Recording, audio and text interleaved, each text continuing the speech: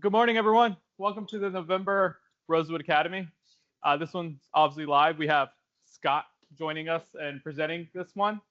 So going into our why, can anyone tell us our why? If you're online, you can unmute.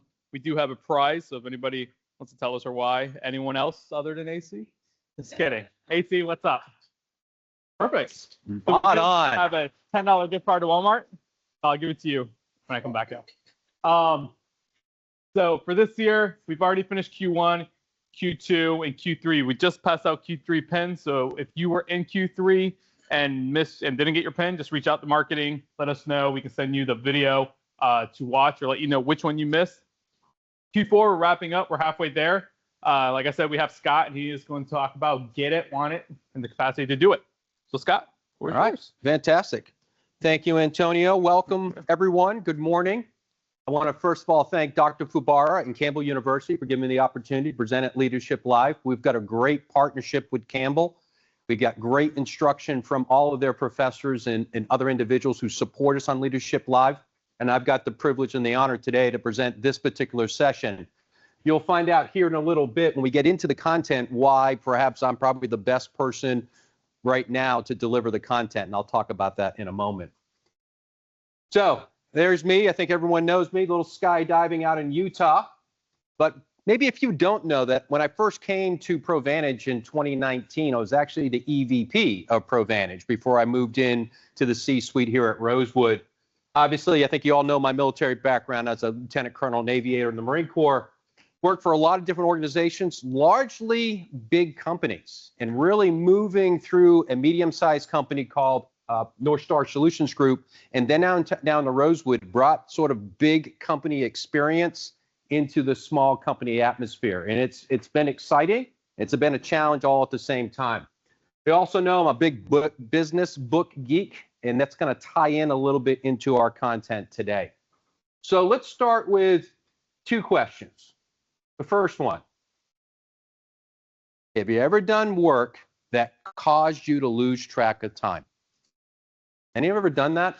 You get involved in something, and next thing you know, it's the sun's gone down, right? You're just so into it. You're so focused, right? It's usually an indication it's something that you really enjoy. Otherwise, you'll be looking at your watch about every 5 minutes going, am I done yet? Am I done yet? But you have the opposite too. Have you done work that leaves you drained? Maybe you spent a half an hour on something and you're just exhausted. You find yourself reaching for the coffee, or perhaps coming down here to the Hive for a little bit of chocolate to get a little boost, right? That all comes around something called personal energy.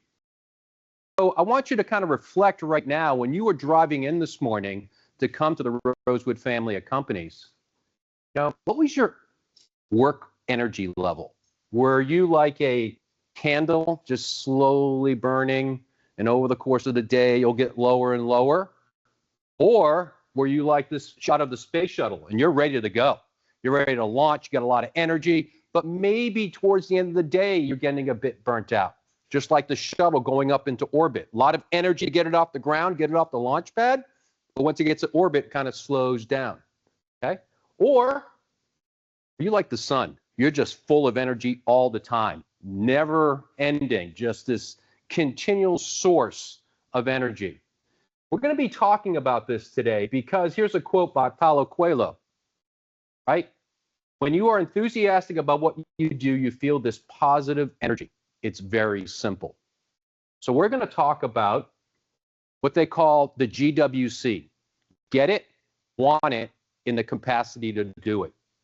And really what this is all geared towards is finding the right seat, the right person for the right seat. And we're going to marry this GWC concept with something called the working genius. Now, if you go back to that previous slide that had me skydiving, there's a bunch of certifications at the bottom. I'm actually a certified working genius facilitator, and I'm also a EOS masterclass graduate as an integrator. So I know these two subjects very, very well. So it's probably appropriate that Dr. Fubara gave me to present it to you today. So here's 4 steps we'll go through. First of all, we're going to talk about EOS, and I'll explain what that is, but specifically about the people component within EOS. Then we're also going to get into the 6 types of working genius. This is going to be kind of fun. I've got a kind of a little bit of a reward at the end for everyone as we continue on our discussion of working genius. Then I'm going to integrate the two together because not a lot of companies do this. We do here at Rosewood, and I think it has a great benefit. And then finally, I'll give you a couple of takeaways as you can go forth with your workday. So, EOS, the Entrepreneurial Operating System. It comes from this book. It's called Traction. It was written by Gino Wickman. That book is actually over here. Many of you probably do not know that the Rosewood family of companies is run on EOS. Now, we have modified it a bit to make it more applicable to what we do here at Rosewood, but largely the concepts, the principles that are talked about in Traction, we actually deploy here in Rosewood. So it's important for all of you to know how this particular framework affects us as both leaders, managers, frontline employees, and overall team members of the Rosewood family of companies. So if you were to go into Traction, it's going to be broken down into 6 components. The first component is vision. And as you would expect, is do they, meaning do the employees, do the team members of the company see what you are saying? In other words, do you understand the strategy? This morning, Anna Claire nailed our purpose. We all need to understand our purpose. More importantly, we need to understand how what we do ties into that purpose. Some of that comes through the vision component. The second component is people. And it's really about surrounding ourselves with good people. Nobody wants to come in and get drained by their teammate, right? There's a concept called emotionally expensive, right? You come in, you just drain the people around you, right? We don't want that. Inside of Traction, the people component will talk about how do you find the right people, and we'll be going that a little bit deeper. Data is the third component. And what we're saying is you've got to manage your overall organization with a handful of numbers, not 1,000 numbers, but what are those 3 to 5 key metrics that you want to track that is going to keep your business on track? The fourth element is issues. And this is all about identifying, discussing, and solving problems. There's actually a process of doing that. It's called IDS, stands for Identify, Discuss, and Solve. But there's a way in which you should attack problems. So more importantly, you're not just attacking symptoms, but you're getting to the root cause. You can't get to the root cause of a problem unless you actually discuss it and approach it from different angles. And it's those different angles, those different perspectives that are very, very important. And that's where working genius will come in here in a little bit. The fifth issue is process. This is what I love. We all know this, right? This is finding our way of doing things. If you're inside of finance, you should have a finance way, or HR, an HR way, or over in Provantage and recruiting, a recruiting way. There should be a way in which you operate. And if you can't define that, you can't get people aligned. So it's important that you have processes to run your organization. And then finally, it's bring it all together. The traction component. How do you actually make your vision that you started at the top a reality? And it takes those 5 pieces that are up above it in order to realize those results. So today, we're going to talk about the people component specifically. And we're going to talk about 2 tools that are. The first is called the People Analyzer, or the PA. And the second is what we mentioned earlier, get it, want it, capacity to do it, known as the GWC. So I'm going to break those down just a little bit so you get a feel for what they are and why they bring value to what we do. So we talked about getting the right people into the right seats. But who are the right people? Well, if we were to break this down, I think all of us would agree that they should share our values. The right person for the Rosewood family of companies, it's someone who actually embraces those 5 values on the wall. They should fit and thrive in our culture. We talked about that energy. When they come to work, if it is not energizing them, they're not thriving here. So they should fit and thrive. Even though they believe in our values, they still need to come into a thriving environment. And all of us contribute to that environment because we're the ones who add the energy to the organization. We should enjoy being around them, right? I talked about being a big enterprise, right? There were plenty of people that as soon as you walked in, you took a different route. You just knew you were going to get sucked into a negative conversation, that they were going to complain about something, that they were going to give you a task. Something was going to happen. It was just going to start ruining your day. We should want to surround ourselves with good people at the Rosewood family companies. And then finally, all of them should make our company better. So when you come to Rosewood, you probably didn't realize this, but there is a process based off of traction that we go through. The first thing is this people analyzer. And what the people analyzer is designed to do is to measure the person against the values. And it looks very simple, something like this. We got 3 names in that first column, and then across the top, what do you think we're going to place across the top? Our values, right? Our values. Spirit of excellence, do the right thing, we before me, grace through generosity, and innovate to elevate.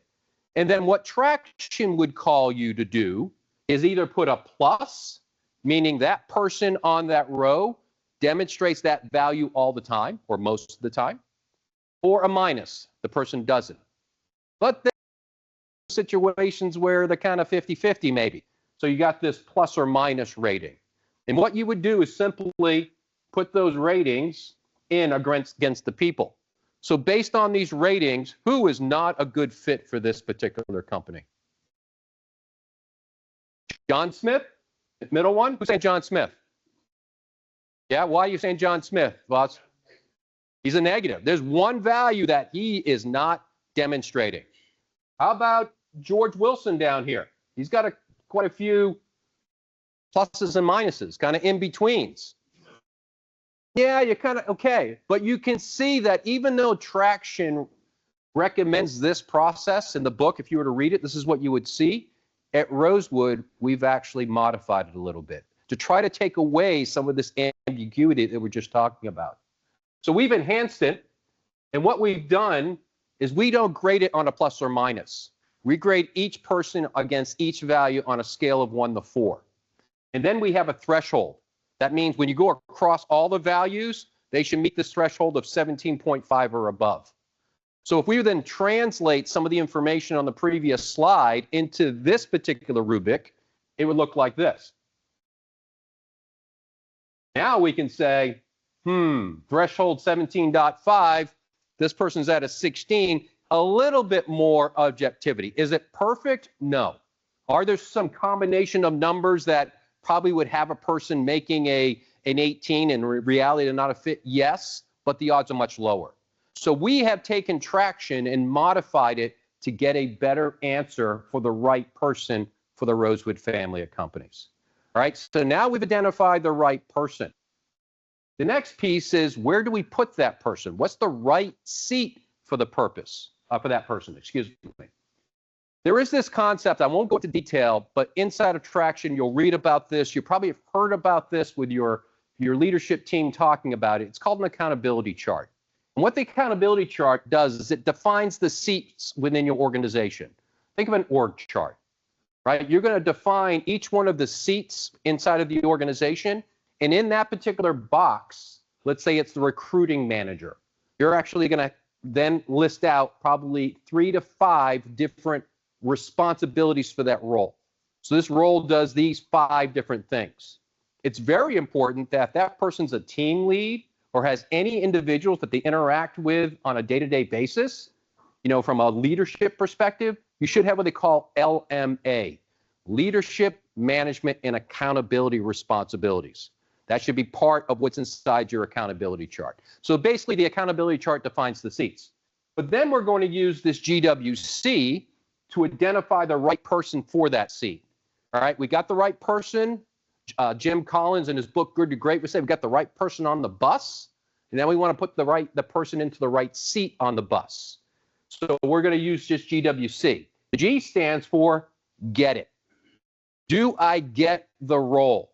Do I understand the role? Do I understand how that role functions within the culture? Do I understand the systems that that role uses? Do I understand the pace that that role is going to require? And do I understand how that role fits in the bigger organization? Do I get it? Second piece is, do I want it? Right? I may understand it, but I may not want it. Usually, and if you go into traction, Gino Wickman to talk about, you want the role and you want to do it based on its compensation and responsibility. So you're saying, yeah, I want those responsibilities, and I also think it will energize me for the type of compensation I'm going to get for that particular role. That is the want it component. The third component is the capacity to do it, which are all of these things. Do I have the time? Do I have the mental capacity to do it? Do I have the physical capacity to do it? And do I have the emotional capacity to do it? So when we talk about GWC, get it, want it, capacity to do it. Understand the role, want the role, have the ability to do the role. Okay? So just like we had with the people analyzer, we can build this out inside of the GWC, inside of traction, because we want that right puzzle piece to go into the right slot. Similarly, as we had with the people analyzer, we had the values across the top. What do you think goes across the top here? Get it, want it, capacity to do it. And this is even simpler than what we were trying to do before, because it's simply a yes or no. And Gino Wickman would say in traction, if there is a no in any box, that person is not the right person for that particular seat. So in this particular case, both John and George wouldn't be a person for this role that we're considering. Now, we in Rosewood have enhanced this as well.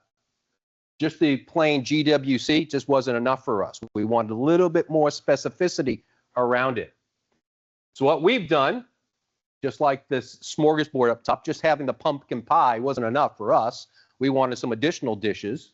So we've enhanced it. We've expanded those 3 elements actually into 14 sub-elements, and we score each one on a scale of 1 to 5.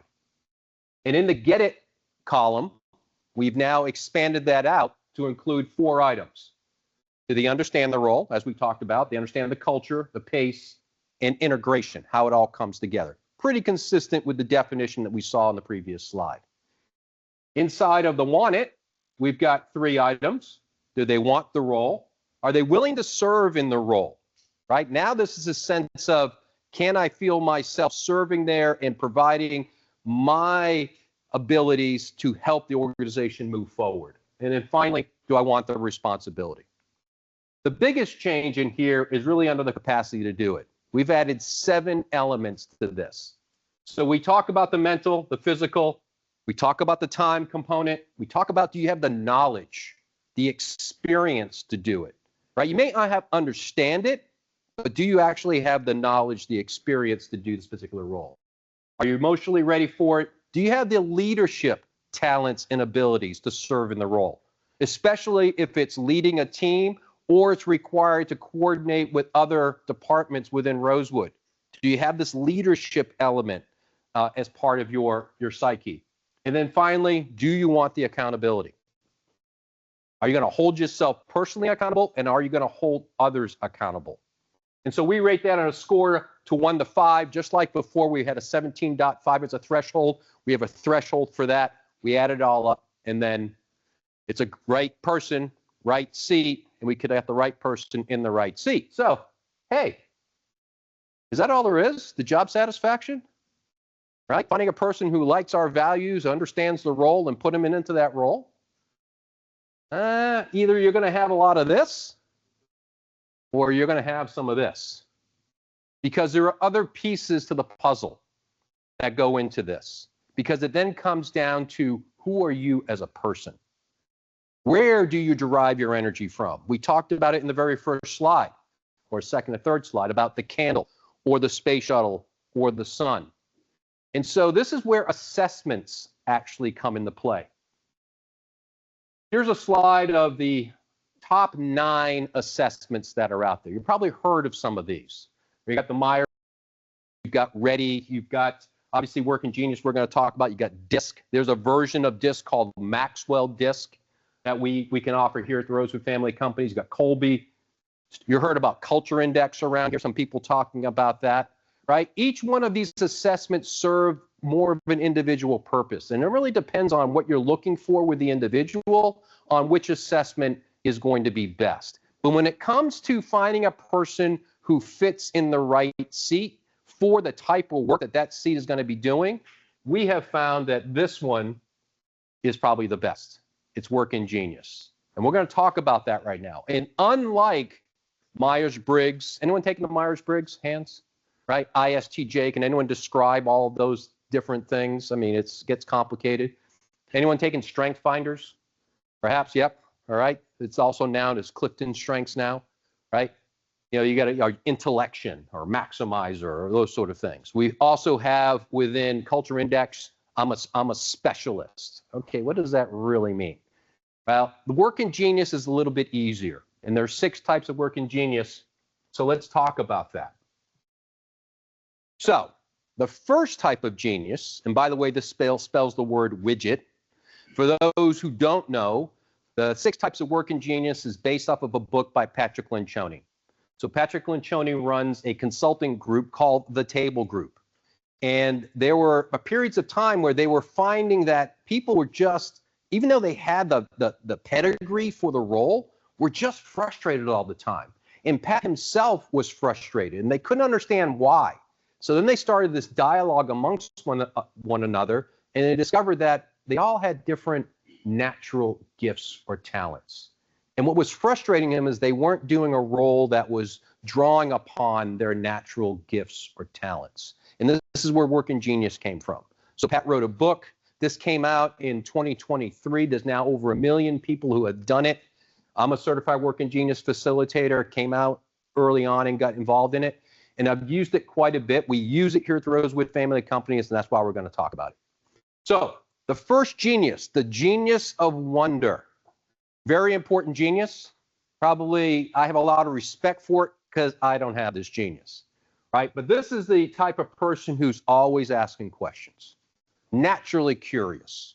You know, why are things that way? Why is the sky blue, right? Why do we run this process this way? The person with the genius of wonder is really coming up with good questions, right? So we need that natural curiosity. And what happens is when that person would wonder, there's a person who now has a genius of invention who responds to that wonder. It says, oh, you got that question? Guess what? I have the answer to that question, right? Or you have that problem? Oh man, let me go solve that problem for you. What a person with invention loves is just a whiteboard, no boundaries. They don't like being constrained. They want to be able to use their creativity and come up with solutions to those questions that someone with the genius of wonder creates. All right, so now we have a good question. The person with the genius of invention comes up with a good solution. Question is it the solution? That's where the genius of discernment comes in. The people who have this genius have a great gut instinct. They're able to weigh the pros and cons of things. They're able to see the interactions of what this particular decision could have positive and negative effects on, right? A person with discernment is just that person that you want to go to and say, does this make sense? Is this feasible? Does this feel right? You want a person who has a genius of discernment. Now, once we've got the right question, the right answer, now the answer has been validated, this is worthwhile, you need this next genius, the genius of galvanizing. This is a person who's going to go out and rally the people to now want to solve this problem, right? Huge and important genius to have inside of any organization. They're the ones who can get people to want to change. The excitement that comes through them, right? How they explain it, they kind of naturally get you involved. And so like the Pied Piper, everyone just sort of falls in line. Some people would call it a cheerleader. I think that's probably not the right description, right? Because it isn't just about energy, it's about energy with purpose. And so that's what the person who's a genius of galvanizing does. So now people are excited. Then the next person comes up, the person who has the genius of enablement. The people who have enablement are going, I want to help. What do you need me to do? Need me to rearrange the hive here? I can do that. Need me to go research something? I can go do that. People with the genius of enablement are natural people who want to support, who want to help, who want to be part of the solution, right? Enablement, very, very important. They're the people who want to get work done. They initiate work, right? They're like, give me the task list. You need me to go, knock these things out? I can do that. And then finally, the final genius is the genius of tenacity. And those are the people who actually get stuff done. The people who have tenacity move it across the finish line. They are the type of people who will create a checklist just so they can check off the things they already did, right? They have to have this natural tendency, this natural talent to want to complete things. So the key is you need all 6 types of genius to get work done. Because when you look at this type of assessment, where most of the other assessments was about the personality, this is about 20% personality and 80% productivity. How do you get things done, and how do you use your geniuses to get those things done? If we were to then break down the working geniuses into 3 types of work, those who have the genius of wonder and the genius of invention, they do what we call ideation, right? They're just getting that thing started. If you're flying an airplane, they're at 30,000 feet. They're seeing the big picture, okay? The next 2 geniuses, discernment and galvanizing, they serve to activate. Got an idea, now they get rallying people, made the right decision. They're getting everything primed for work to get done. And then the last 2 geniuses of enablement and tenacity, they're the people who actually do the implementation. So you can see if you're a tenacity person, want to get things done, and you're spending your time in a strategy meeting, what do you think is going to happen to your energy? Right? And the thing is, wait a minute, I wanted to be part of this executive team. I'm an executive. I should be in the planning sessions. And you're wondering why you're getting drained. It's because you're not using your natural gifts. So it's important for us to discover what our geniuses are. And more importantly, you can be talented, as you'll see here in a second, you can be talented in all 6. But even though you have the talent, doesn't mean it gives you energy. Have you ever heard the saying, there are a lot of things I can do and some things I should do, right? This is where we come up with that, right? So wonder and invention or ideation, discernment, galvanizing, activation, and finally enablement, tenacity, implementation. So if you were to take the working genius, and by the way, it takes about 10 minutes to do it, it was going to point out that you're going to have 2 of those 6 geniuses are going to be your natural God-given gifts, the ones that bring you energy. There are going to be 2 that you're good at. You can do them. They're kind of exciting in the beginning, but if you had to do them for a long period of time or every single day, it would start to drain you. And then finally, there are going to be 2 frustrations. Again, you may have the talent, but man, it's going to drain your energy quick, right? So this report looks like this. So it identifies your top 2 geniuses, your top 2 competencies, and your top 2 frustrations. And by the way, this is my working genius, right? I love implementation, right? Enablement and tenacity. I don't like doing a lot of strategy work. Tell you what, you guys go figure that out. When you got to figure it out and something needs to be done, you come find me, right? And so it's important to understand where your energy is. Again, it doesn't say you're not talented in them all, right? It just says 2 are going to energize you, 2 are going to drain you slowly, and 2 are going to drain you quickly, right? Working genius. Now, an important part of working genius is this what we call what crushes you or what you crave. And so if you don't know whether or not you're a W, an I, a G, a D, an E, or a T, maybe this may help you. Wonder. A person with wonder craves consideration, right?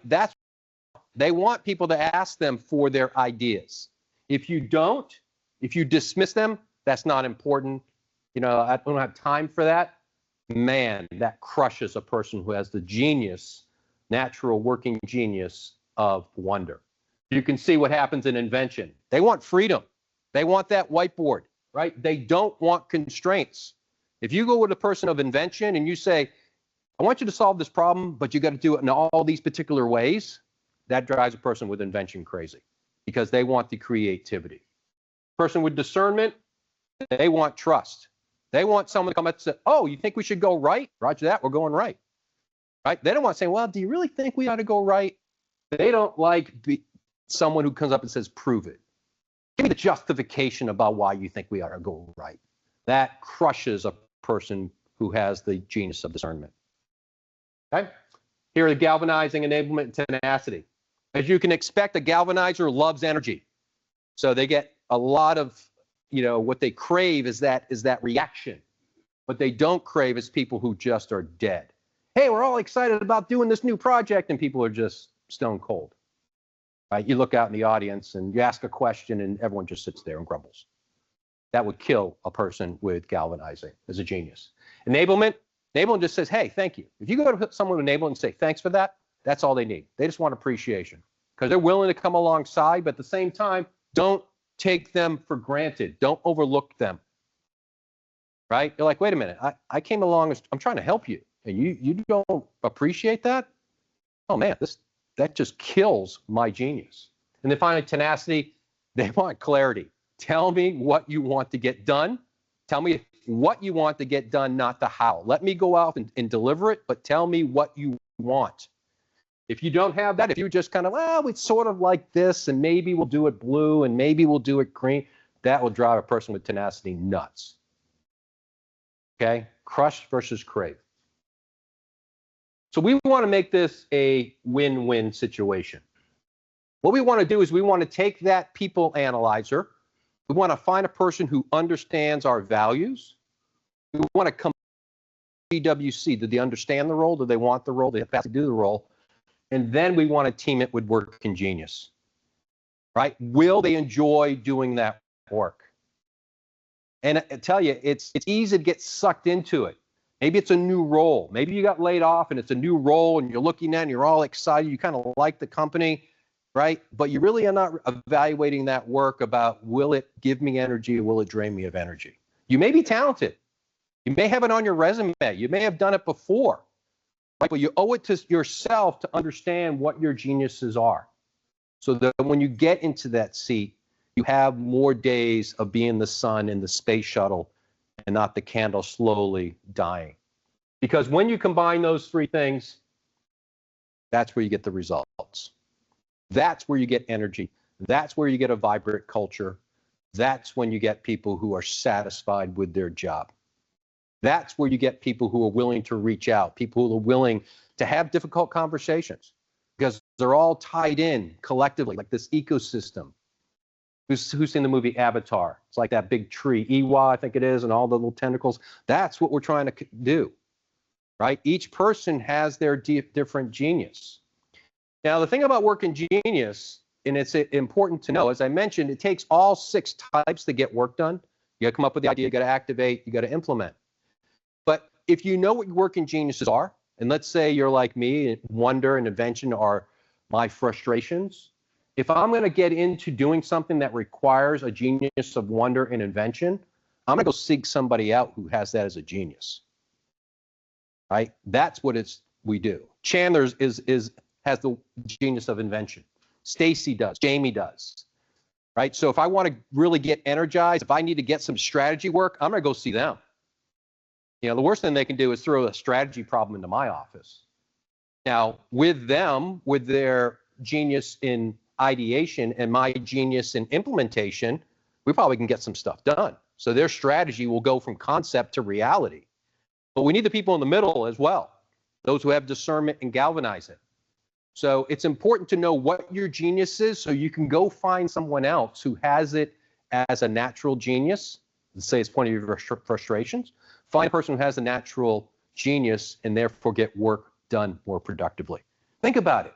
If someone's got the genius of wonder and they're sitting over there maybe banging away on a spreadsheet and you come over and say, hey, I kind of need you to come over here and use some of your natural ability to ask questions.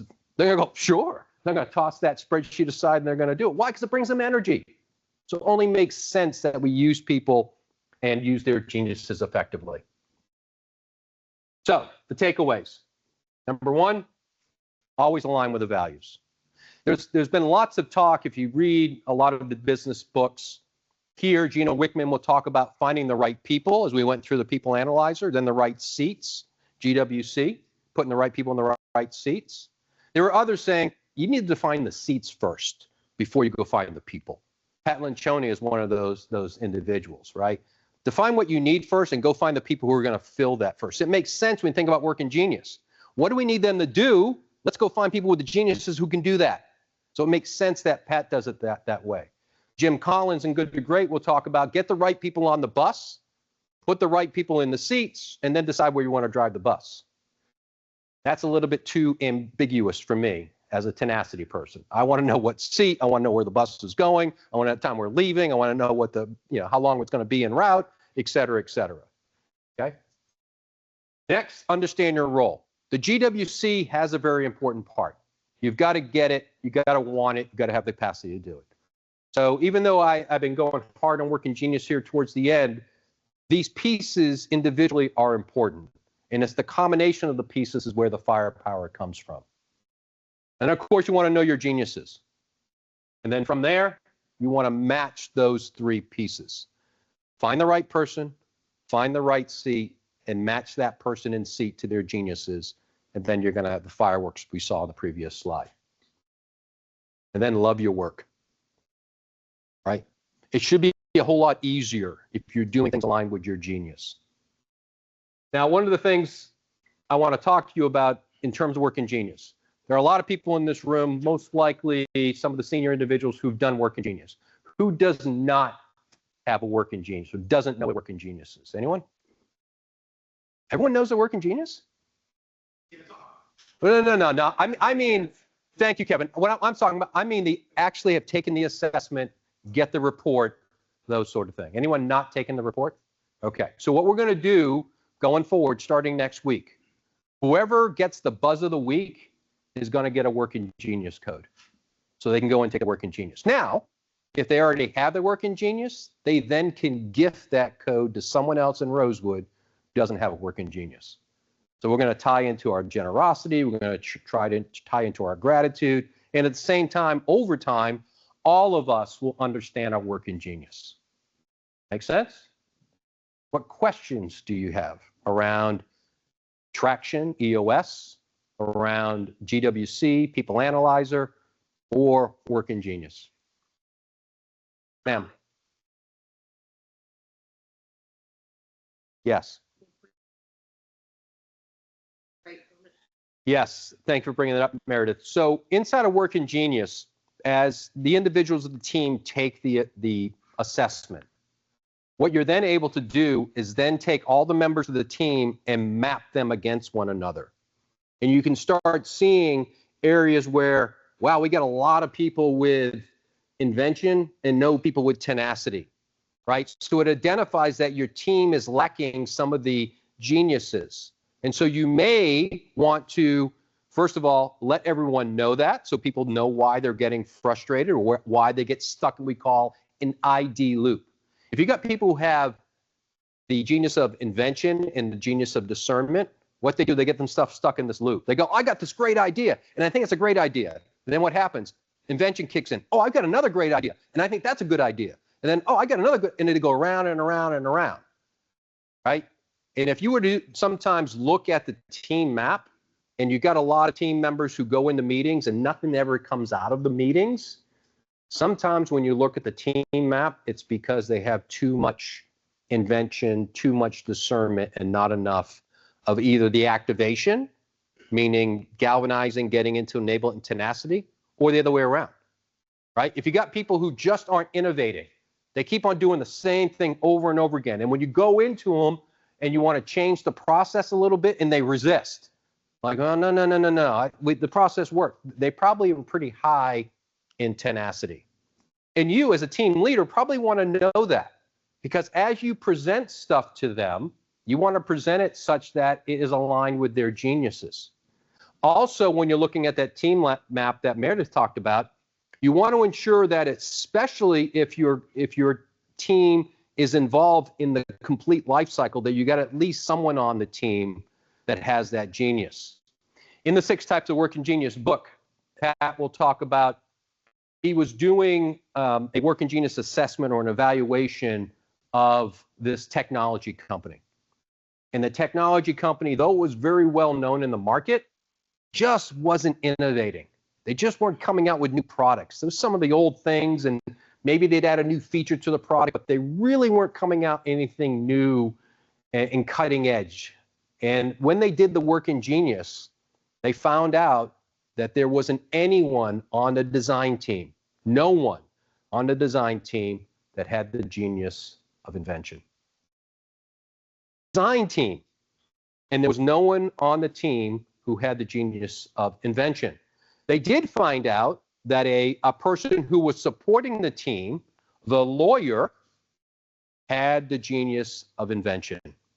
So they started bringing the lawyer into some of their design meetings. And he started using his natural genius of invention, and they started coming up with new ideas. He checked in with that company about 9 months later, and that person was no longer in the law department. He was leading the design team. That is the benefit of working genius. The thing about working genius as well is once you understand them, you kind of give yourself a little bit of grace, right? You're going, oh, that's why I get frustrated in those meetings, or oh, that's why I'm not quote unquote good at getting stuff done. Now, it's not an excuse, it's awareness. So your job is to then find people who can help you augment your weaknesses with their strengths.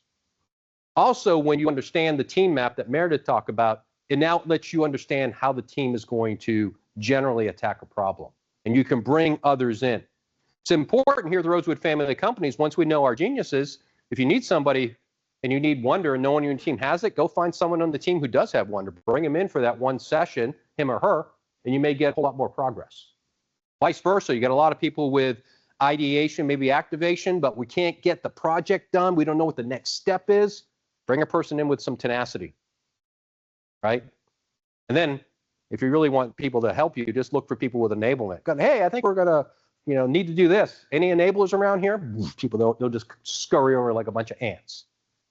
Okay, so thank you for that. Does that answer your question? Okay. Other questions? Yes, AC.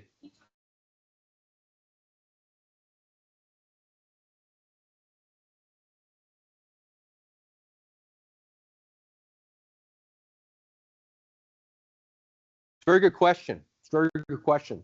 You'll find teams who are more knowledgeable about working genius is they will actually identify in the meeting what they're about to do. Okay, we're going to do a little W right now.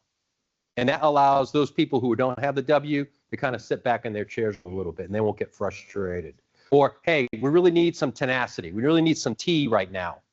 Someone says that in the meeting and that person adds into it. So the way that the team runs more effectively is you let people know what you're doing. And also, you can get a person with tenacity in the meeting, and they're sitting in there and they're looking at their watch like people with T usually do, because they like managing time, and they're going, you know something, we need to get out of ideation and get into activation. They start using words that everyone understands. So when I say, hey, we're going to do a little W right now, everyone understands what that means. If I say we need some activation, people know we have to get from idea and get it moving towards implementation. So the way in which you run a team more effectively is to use the terminology to let people know what stage you're in and what you need. So the people who have the genius can contribute, the people who have the frustrations can cut themselves a little bit of break, grin and bear it for a little while. Okay, other questions? Yes. Yes, yes.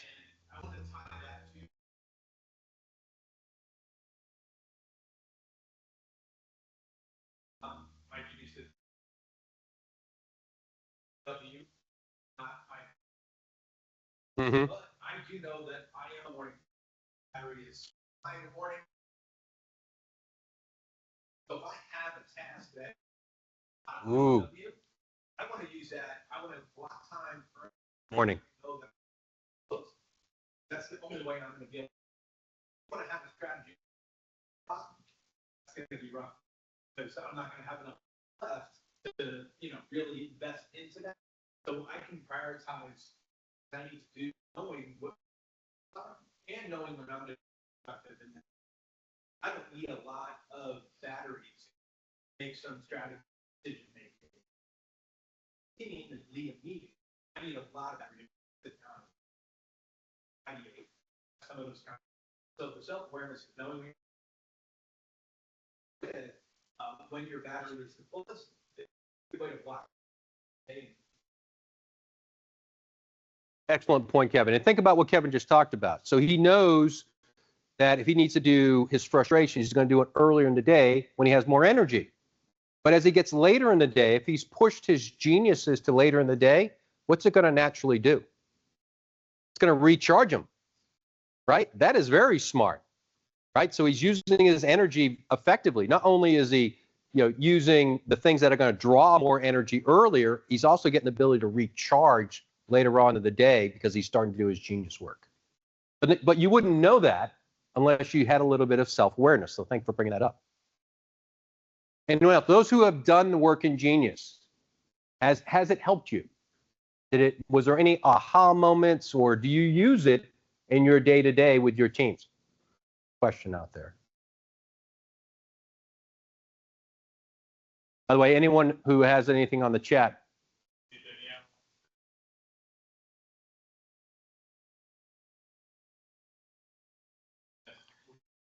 Yeah, it's an interesting concept. It's been asked quite a few times of Pat on his podcast. He has called the Working Genius podcast, kind of a unique name. Obviously, he doesn't have W. What he has found is the answer is, to date, no. What we found is if a person tries to say, look, I'm weak, for example, Kevin and I are weak in W and I. So I'm just going to be a good strategy person. I'm going to go read strategy books and I'm going to become more knowledgeable. They haven't found that actually the more knowledge and the more comfort and the more interaction in that subject area actually has made it more enjoyable. Made it more understandable, but it hasn't made it more enjoyable. Because in the end, they still prefer to do what their genius is. And what they're doing is they're trying to convince themselves that they're a WI when in reality they're an ET. Right? That's what we find out. Also, the great way to take working genius in reality is not to know what the working geniuses are. Because what happens is if you start reading the questions, you start going, oh, if I answer that question that way, it's going to give me credit towards this working genius that I want. Well, that's probably not the smartest way to take an assessment. But what working genius does is as it starts to detect what you are starting to show a tendency towards, it starts asking you different questions to try you draw away from the tendency. So it's really trying to test you is this really what you want and really who you are, or are you trying to skew the results? Also, we found in Working Genius that there are people who will get their results back and they'll say, I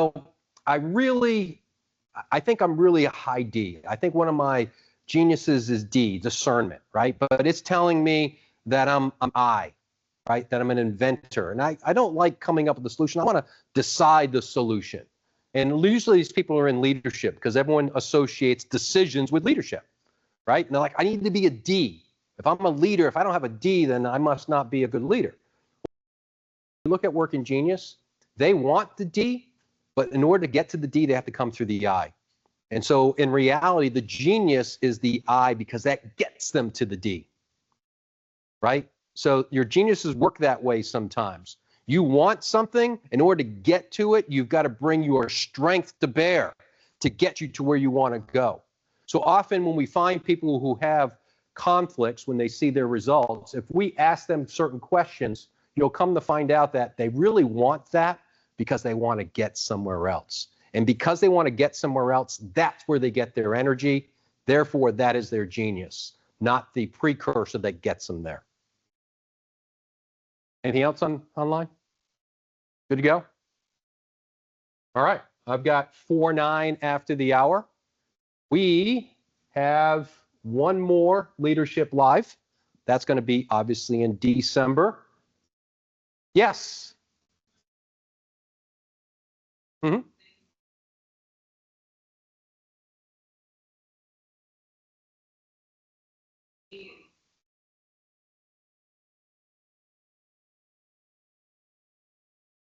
because you know which